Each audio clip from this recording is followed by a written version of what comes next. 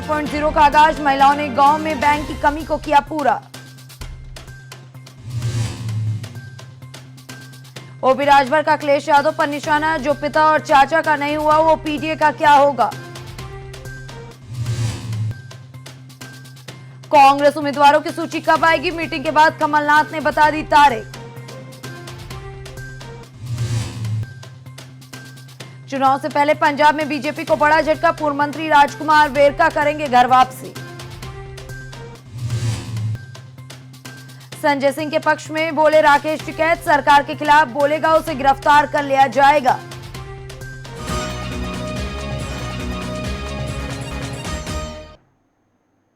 उत्तर प्रदेश के गौतम बुद्ध नगर में जिले के नोएडा सेक्टर 29 थाना क्षेत्र के सलारपुर गांव में शनिवार को एक दर्दनाक हादसा होते देखा गया। दरअसल एक घर में रखे गैस सिलेंडर में विस्फोट होने से 5 लोग झुलस गए। हादसे की जानकारी मिलते ही मौके पर पहुंची पुलिस ने सभी घायलों को इलाज के लिए अस्पताल भर्ती कराया। वहीं हादसे में घायल 2 लोगों की हालत काफी गंभीर बनी हुई है। बताया जा रहा है कि घर में समोसा बनाते समय गैस सिलेंडर ब्लास्ट हो गया, जिसकी चपेट में आने से घर में मौजूद 5 लोग झुलस गए। राहत की बात यह है कि धमाका छोटे गैस सिलेंडर में हुआ है। स्थानीय लोगों का कहना है कि बड़े सिलेंडर के गैस लीक होने पर धमाका होने से 5 लोगों की जान भी जा सकती थी, वही इमारत को भी नुकसान पहुंच सकता था। पुलिस ने जानकारी देते हुए बताया कि भूप सिंह भडाना के मकान में किराए पर रहने वाले रणवीर सुबह 11:30 पर अपने घर पर समोसा बना रहे थे, उसी वक्त ये हादसा हुआ। फिलहाल इस पूरे मामले में किसी के हताहत होने की कोई बड़ी खबर सामने नहीं आ रही है।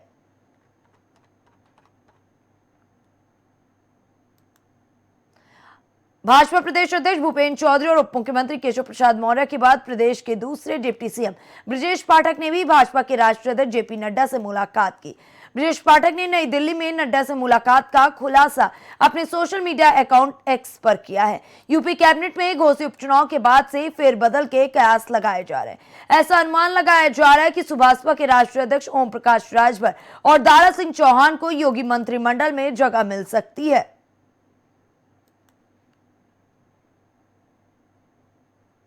समाजवादी पार्टी से सांसद और सपा अध्यक्ष अखिलेश यादव की पत्नी डिंपल यादव चेन्नई दौरे पर हैं।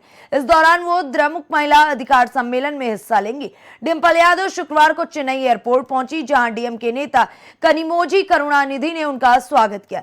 इस दौरान डिंपल यादव के साथ सपा महिला विंग की राष्ट्रीय अध्यक्ष जूही सिंह भी मौजूद थी। डिंपल यादव जब एयरपोर्ट पहुंची तो वहां पर बड़ी संख्या में सपा की महिला कार्यकर्ता भी पहुंची हुई थी, जिन्होंने उनका जोरदार स्वागत किया। महिला कार्यकर्ताओं ने डिंपल यादव को फूलों का गुलदस्ता दिया और जिंदाबाद के नारे लगाए। द्रमुक महिला अधिकार सम्मेलन की अध्यक्षता तमिलनाडु के मुख्यमंत्री एमके स्टालिन करेंगे। यह सम्मेलन केंद्र सरकार पर दबाव बनाने के लिए किया जा रहा है, जिसमें सभी प्रमुख पार्टियों की महिला नेताओं को आमंत्रित किया गया। कांग्रेस सांसद सोनिया गांधी भी कांग्रेस नेता प्रियंका गांधी के साथ इस सम्मेलन में हिस्सा लेने पहुंची। द्रमुक महिला अधिकार सम्मेलन में हाल ही में संसद में पास हुए महिलाओं के लिए 33% आरक्षण को तत्काल लागू करने के लिए केंद्र सरकार पर दबाव बनाया जाएगा। डिंपल यादव के अलावा इस सम्मेलन में देश के तमाम राजनीतिक दलों समेत इंडिया गठबंधन के सभी दलों की महिला नेता शामिल होने जा रही। इनमें जम्मू कश्मीर की पूर्व मुख्यमंत्री महबूबा मुफ्ती भी शामिल है। डीएमके द्वारा आयोजित द्रमुक महिला अधिकार सम्मेलन नंदनम YMCA मैदान में आयोजित हो रहा है। इसके लिए बड़े स्तर पर तैयारियां की गई। तमाम बड़े नेताओं की मौजूदगी के चलते यहां सुरक्षा के कड़े इंतजाम किए गए। इस सम्मेलन के जरिए एक बार फिर से इंडिया गठबंधन की एकजुटता का एहसास कराया जाएगा। लखनऊ के इकाना स्टेडियम में 12 अक्टूबर को हुए मैच के दौरान ड्यूटी छोड़कर क्रिकेट देखना 15 पुलिसकर्मियों को भारी पड़ गया। ड्यूटी के दौरान मैच देखने और ड्यूटी में लापरवाही बरतने के आरोप में एक्शन लिया गया है। अधिकारियों ने अब इन सभी के खिलाफ विभागीय कार्रवाई के आदेश दिए। ये सभी पुलिसकर्मी ड्यूटी पॉइंट को छोड़कर मैदान के अंदर मैच देख रहे थे। इन पुलिसकर्मियों में 2 पीएससी के जवान भी शामिल थे, जिन पर भी निलंबन की कार्रवाई की जाएगी। इन पुलिसकर्मियों के निलंबन को लेकर पत्र भेज दिया गया। वहीं पीएससी के जवानों के लिए 23वीं वाहिनी मुरादाबाद को पत्र भेजकर जानकारी दी गई, जिसके बाद इन पर भी कार्रवाई हो सकती है। दरअसल 12 अक्टूबर लखनऊ में इकाना स्टेडियम में ऑस्ट्रेलिया और साउथ अफ्रीका के बीच मैच था, जिसके बाद स्टेडियम की सुरक्षा और यहां आने वाले वीवीआईपी मेहमानों की सुरक्षा के इंतजाम किए गए थे।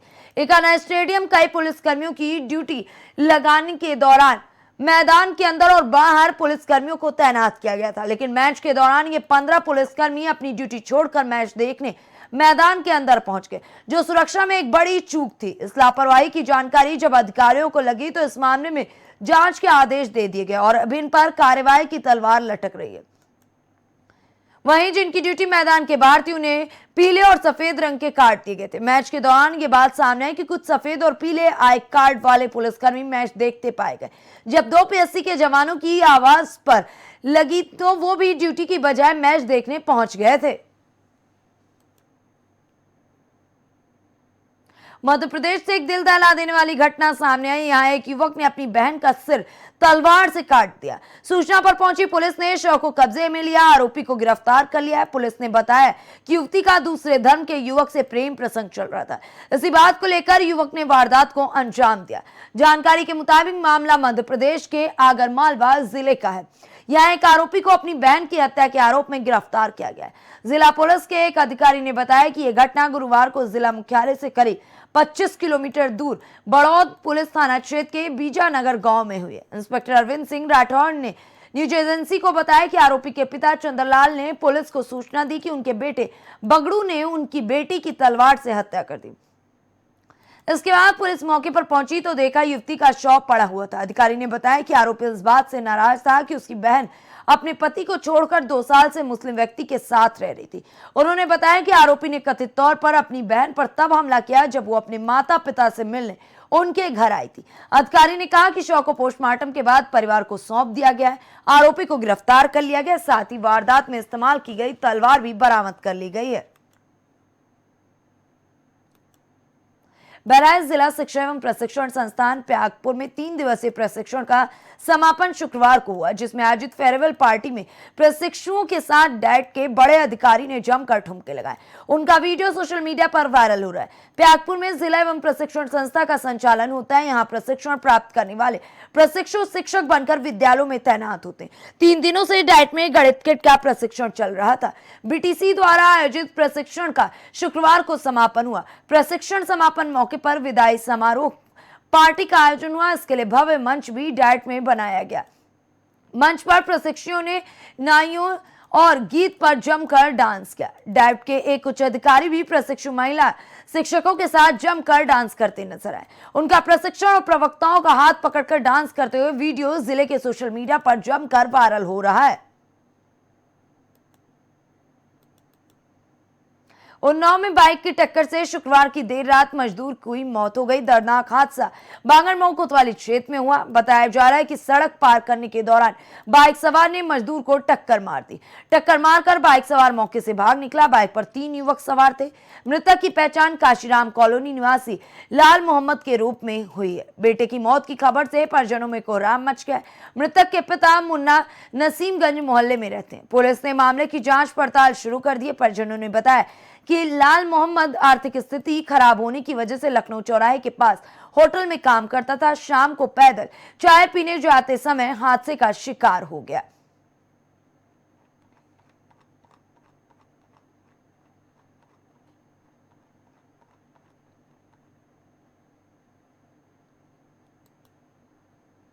उत्तर प्रदेश समेत पूरे देश में मौसम ने एक बार फिर से करवट ली है। देश के ज्यादातर राज्यों में मानसून अब आ चुका है, लेकिन एक बार फिर से मौसम के मिजाज ने करवट ले ली है। प्रदेश में सर्दी की आहट दिखाई दे रही है। 20 डिग्री से पारा नीचे लुढ़का है। मौसम विभाग के अनुमान ने जताया कि 17 के बाद पारे में तेजी से गिरावट होगी। 15 से 17 अक्टूबर के बीच बारिश की संभावना है। बारिश के साथ बिजली गिरने का भी अलर्ट जारी है। आने वाले दिनों में दिल्ली, यूपी, पंजाब और हरियाणा में बारिश हो सकती है। मौसम विभाग की माने तो बारिश के बाद इन राज्यों में तापमान कम होगा और ठंड बढ़ना शुरू होगा। लोकसभा चुनाव से पहले जाति जनगणना को लेकर सियासत तेज हो गई। विपक्ष दल इस मुद्दे को जोर शोर से उठा रहे हैं और हर मंच पर इसकी बात कर रहे हैं। वहीं बीजेपी जातीय गणना के पक्ष में नहीं है। बीजेपी विपक्ष पर जातीय राजनीति का आरोप लगा रही है। इस बीच समाजवादी पार्टी के अध्यक्ष अखिलेश यादव ने एक बार फिर से जातीय जनगणना को लेकर बड़ा दावा किया। उन्होंने कहा कि चुनाव आते आते बीजेपी भी इसकी बात करने लगेगी।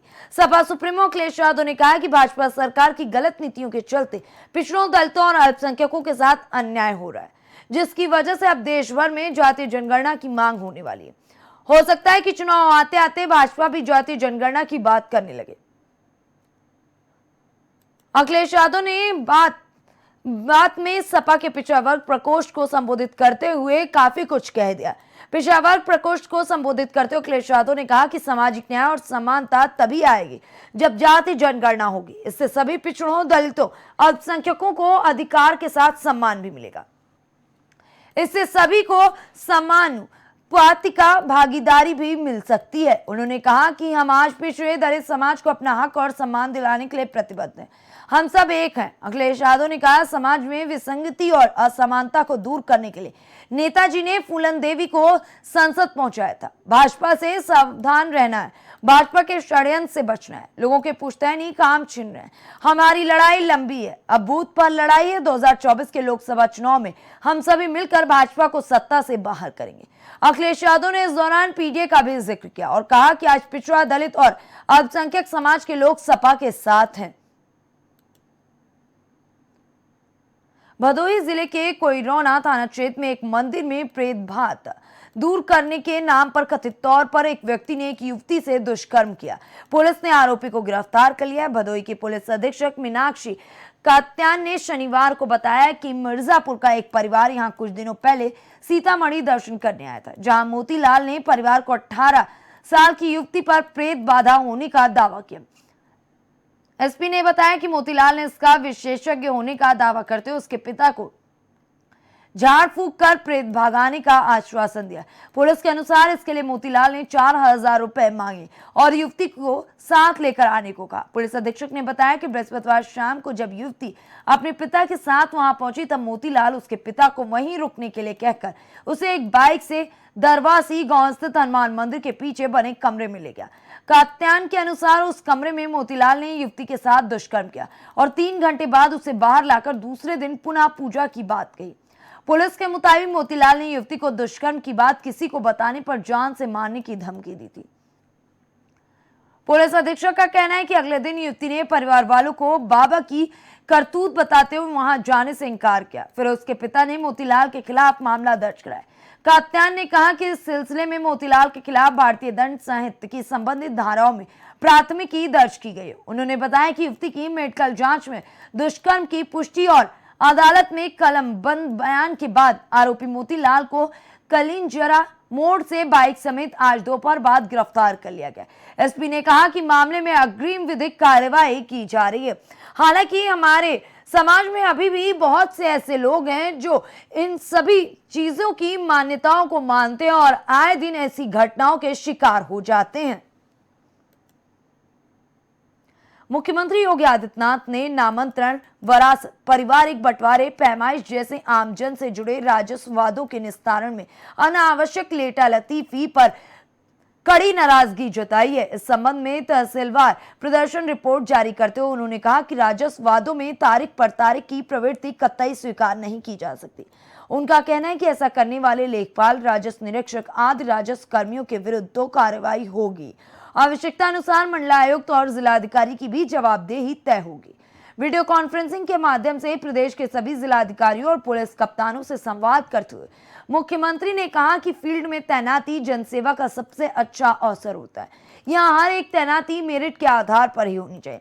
यदि कहीं भी सिफारिश अथवा किसी के दबाव में किसी की फील्ड पोस्टिंग की गई है तो ऐसा करना संबंधित अधिकारी के लिए अपने करियर से खिलवाड़ करने जैसा होगा। ऐसे हर प्रकरण को गंभीरता से लिया जाए। हाल के दिनों में जनता दर्शन में प्राप्त आवेदकों के बारे में जानकारी देते हुए और आईजीआरएस में प्रदर्शन की रिपोर्ट जारी करते हुए मुख्यमंत्री ने कहा कि अधिकारी जनता के लिए तैनात हैं। जनता से मिलना और उनकी समस्याओं का निस्तारण शीर्ष प्राथमिकता होनी चाहिए। फील्ड में तैनात जो अधिकारी कर्मचारी ऐसा कर पाने में सक्षम न हो, उसे तत्काल फील्ड की तैनाती छोड़ देनी चाहिए। आने वाले दिनों में शारदीय नवरात्र, दुर्गा पूजा, विजयदशमी, दशहरा, दीपावली, छठ आदि त्योहारों को हर्षोल्लास और सौहार्द के साथ मनाए जाने के लिए सभी पुख्ता इंतजाम करने के निर्देश देते हुए मुख्यमंत्री योगी आदित्यनाथ ने कहा कि बीट सिपाही से लेकर हल्का इंचार्ज और पुलिस कप्तान सहित हर अधिकारी सड़क पर उतरे। त्योहार के दिनों में कुछ अराजक तत्व माहौल बिगाड़ने की कोशिश कर सकते हैं। ऐसे में पुलिस को अलर्ट पर रहना होगा। आम आदमी को उसकी सुनिश्चित सुरक्षा के लिए पूरा भरोसा भी दिलाना होगा। अयोध्या में कारसेवकपुरम में राम जन्मभूमि मंदिर के लिए जिन लोगों ने संघर्ष किया और अपने प्राणों की आहुति दी, आज अयोध्या में उनकी आत्मा शांति के लिए दीप जलाकर श्रद्धांजलि अर्पित की गई। और सभी लोगों का कहना है कि आज भगवान श्री राम जी का भव्य मंदिर का निर्माण हो रहा है। आने वाले 22 नवंबर में प्रभु श्री राम जी की प्राण प्रतिष्ठा होगी और हम सभी चाहते हैं कि जिन लोगों ने मंदिर के लिए, धर्म के लिए अपने प्राणों की बलिदानी दी है, उनके नाम से कहीं पार्क या कोई चौराहा होना चाहिए। आज के इस कार्यक्रम में कांची के उपस्थित रहे जगत गुरु शंकराचार्य, सांसद लल्लू सिंह महापौर भी पूरी तरीके से मौजूद रहे और आगे सभी ने क्या कुछ कहा, आइए आपको उनकी जुबानी सुनाते हैं। पे जितने यहाँ के जो है मंदिर के जितने लोग शहीद हुए थे उनको दीपदान किया जाएगा। आप लोग भी शामिल होंगे, जितने संत समाज शामिल हो रही है और जो है ट्रस्ट ने आह्वान किया है। कैसा रहेगा वो पल? आप कभी ऐसा हुआ नहीं जो का नाम है, जो शहीद हुए हैं उनको आज पहली बार ऐसा है जो का नाम है दीपदान किया जाएगा। कैसा रहेगा वो पल? ये भगवान राम जी की मर्यादा की भूमि है, आदर्श की भूमि है, ऋषि और मुनियों की भूमि है। परम पूज्य संत जहाँ विराजमान रहते हैं अयोध्या परम धाम में जब तक करते हैं। अयोध्या राम जन्मभूमि ट्रस्ट ने जिस प्रकार से उन शहीदों के नाम से आज दीप प्रज्वलन का कार्य करा रही है, बहुत ही सराहनीय कार्य है। क्योंकि 1528 से अभी तक लाखों हिंदुओं ने, राम भक्तों ने, रामलला के सेवकों ने अपनी प्राण की आहुतियाँ दे करके वह हिंदुत्व के लिए लड़ाई लड़ते रहे, जिसमें अनेकों राजा, अनेकों हिंदू समुदाय के लोग, धर्माचार महापुरुषों ने बलिदानी दिया है। आज सबके लिए सौभाग्य की बात है कि उन बलिदानी आत्माओं के लिए, जिन्होंने रामलला जी के लिए बलिदान दिया था, अपने आप को जीवन रहता तो लाखों कमाते, परिवार के साथ जीवन बिताते, पर रामलला के भाव में, रामलला के उत्साह में कि हमारे परमात्मा हैं, यदि हमारे परमात्मा का मकान नहीं, मेरे परमात्मा का निवास नहीं, मेरे परमात्मा का स्थान नहीं, तो मैं उस स्थान, उस मकान में रह के क्या करूँगा। ऐसा भाव लेकर के जिन राम भक्तों ने राम जी के लिए प्राणों की आहुतियाँ दिया था, आज बहुत ही सराहनीय कार्य अयोध्या में हो रहा है। रामगढ़ी सरजू नदी के किनारे उन शहीदों के नाम दीप प्रज्वलित किया जा रहा है, जिसमें ट्रस्ट के सभी पदाधिकारी, कर्मचारी सम्मिलित होंगे। अयोध्या धाम के परम पूज्य साधु संत, अयोध्या के नगर निवासी, तीर्थ पुरोहित भी समाज शामिल होगा। बहुत सौभाग्य की बात है, अयोध्या के लिए गर्मामयी बात है, जो उन शहीदों के नाम दीप प्रज्वलन करके उनके आत्मा के शांति के लिए मौन जो चला रहे हैं, बहुत ही सराहनीय कार्य है अयोध्या के लिए। क्योंकि आने वाले जनमानस को ये सीख होना चाहिए कि अगर हमने सच्चाई के लिए, देश और धर्म के लिए कुछ कार्य किया है, कुछ कार्य कुर्बानियाँ दिया है, तो आने वाले समय में उन सभी का सम्मान होगा, सभी का स्वागत रहेगा। परंतु प्राण रहे या न रहे, जीवन रहे या न रहे, पर वो अमर हो जाएंगे।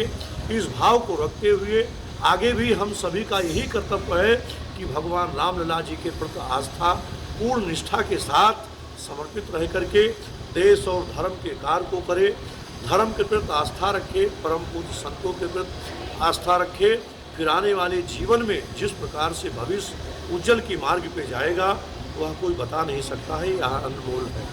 पदनाम राजेश महाराज, अध्यक्ष अयोध्या तीर्थ पुरोहित धर्मार्थ सेवा ट्रस्ट। गुरुजी, 500 वर्षों में जितने लोग शहीद हुए हैं, आज जो है उनको सच्ची श्रद्धांजलि दी जाएगी, दीपदान किया जाएगा। कोठारी बंधु चाहे कलकत्ता के जितने भी लोग हैं शहीद किए, जिन्होंने बलिदान दिया, आज जन्मभूमि के लिए बहुत बड़ा त्याग किया है, उनके बारे में क्या कहना है? आप भी आज शामिल होंगे दीपदान में, आपको कार्यक्रम में चंपत राय जी ने बुलाया है, कैसा रहेगा वो पल आज का? जय श्री राम। अयोध्या पावन श्री राम के नगरी में श्री राम के भूमि पर जो हिंदू शहीद हुए, अयोध्यापुरी राम के लिए मस्जिद तोड़ते समय उसके पहले भी लोग शहीद हुए, आज उनके आत्मा को तृप्त हुआ, भगवान श्री राम का मंदिर का निर्माण हुआ, उनके आत्मा को शांति हुआ, उनके माता के, उनके पिता, उनके परिवारजनों को सुख शांति मिली कि भगवान श्री राम के लिए हमारे बच्चे जो बलिदान हुए, आज वो भगवान श्री राम का मंदिर अयोध्या में बन रहा है और अयोध्या में राम मंदिर का निर्माण का कार्य पूरा हो गया है। जल्दी जनवरी में भगवान राम का स्थापना होगा मोदी जी के द्वारा, बड़ी खुशी की बात है। और जो हिंदू शहीद हुए उनके आत्मा के शांति के लिए जो दीप उत्सव का प्रोग्राम चंपत राय जी ने रखा है, सभी तीर्थ पुरोहित समाज भी जा करके उनके आत्मा के जो बलिदान हिंदू शहीद हुए उनके आत्मा के शांति के लिए जाकर के दीप उत्सव में शामिल होंगे। जय श्री राम।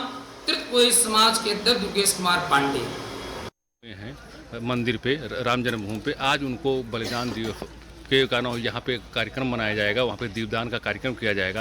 वो कैसा कार्यक्रम, भव्य कार्यक्रम रहेगा, कैसा रहेगा? जय श्री राम। जो राम भक्त लोग शहीद हो गए थे 6 दिसंबर में, तो उनके आत्मा की शांति के लिए हमारे ट्रस्ट के द्वारा अयोध्या में राम की पैड़ी पर उत्सव मनाया दीपदान किया जा रहा है। हाँ। उस अवसर पर पूरे जो भारतवर्ष से जो राम भक्त लोग अयोध्या आए थे कार सेवा करने, उनके आत्मा के शांति के लिए पहली बार अयोध्या में ट्रस्ट के द्वारा चल रहा है। ये कार्यक्रम बहुत सराहनीय है। और कैसा रहेगा ये? विश्व होटल पे विश्व से संदेश जाएगा कि अयोध्या में जो राम भक्त लोग राम जी के लिए शहीद हुए थे, उनके आत्मा के शांति के लिए अयोध्या में राम की पैड़ी पर दीप उज्जवल होगा और उसमें जो है उनके आत्मा के शांति के लिए प्रभु से विनती होगी। सब किसी के बेटा गया था, किसी का बाप किसी गया था, के माता, किसी के पुत्र स्वर्गीय हो गए, किसी के बेटा स्वर्गीय हो गए। पदनाम आपका नाम? अयोध्या के जो भी अयोध्या के कल्लू थे, गुप्ता जी थे, उनके भी आत्मा की शांति के लिए अयोध्या में आज चलेगा राम की पैड़ी पर। आपका नाम? पद? प्रदीप पांडे, अयोध्या पुरोहित समाज महा। खबर उन्नाव से, जहां आज महिला सशक्तिकरण अभियान मिशन शक्ति के चतुर्थ चरण का शुभारंभ आज शारदीय नवरात्रि के पावन पर्व पर जनपद उन्नाव में किया। कार्यक्रम में विधायक आशुतोष शुक्ला, भवंत नगर विधानसभा सिद्धार्थ शंकर मीना, पुलिस अधीक्षक उन्नाव ऋषिराज, मुख्य विकास अधिकारी कारवाग, जिला अधिकारी उन्नाव शशि शेखर सिंह, अपर पुलिस अधीक्षक उन्नाव द्वारा पूरे कार्यक्रम की शुरुआत की गई। नारी सशक्तिकरण जागरूकता रैली को पुलिस कार्यालय से हरी झंडी दिखाकर रवाना किया गया। इस दौरान सभी अधिकारी मौजूद रहे। मिशन शक्ति से संबंधित गीत कोमल है कमजोर नहीं, शक्ति का नाम ही नारी है ने रैली में समा बांधा तथा नारी सशक्तिकरण से संबंधित विभिन्न बैनरों से आज सजी उन्नाव पुलिस की पीआरवी गाड़ियों एवं दोपहिया वाहनों से रैली की भव्यता को बढ़ाया गया। रैली ने थाना कोतवाली सदर क्षेत्र अंतर्गत व थाना गंगा घाट क्षेत्र अंतर्गत मिशन शक्ति अभियान की सफलता के क्रम में एक नया आयाम जोड़ दिया। रैली का समापन थाना गंगा घाट क्षेत्र अंतर्गत नगर पालिका के पास हुआ। इसी क्रम में जनपद के समस्त थानों में भी नारी सशक्तिकरण से संबंधित रैली का आयोजन किया गया। पूर्ण कार्यक्रम का सफल समन्वयन प्रतिसार निरीक्षक अब्दुल राशिद व डॉक्टर आशीष श्रीवास्तव प्रभारी परिवार परामर्श समिति द्वारा किया गया। फिलहाल इस न्यूज बुलेटिन में बस इतना ही। देश दुनिया की ऐसी तमाम बड़ी और अहम खबरों को देखने के लिए बने रहे इंडिया वॉच के साथ।